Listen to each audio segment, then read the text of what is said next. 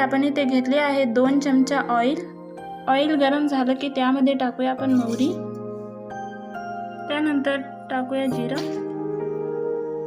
हिरव्या मिरच्या, कांदे, बारीक केलेलं लसूण, टोमॅटो आणि आता सगळ्यांना चांगलं परतून घ्यायचं आहे। हे सगळं परतून झाल्यावर त्यामध्ये टाकूया आपण कोथिंबीर आणि चांगल्या प्रकारे हलवून घ्यायचं आहे। त्यानंतर टाकूया शेंगदाणे, अर्धा चमचा हळद आणि चांगल्या प्रकारे मिक्स करून घ्यायचं आहे।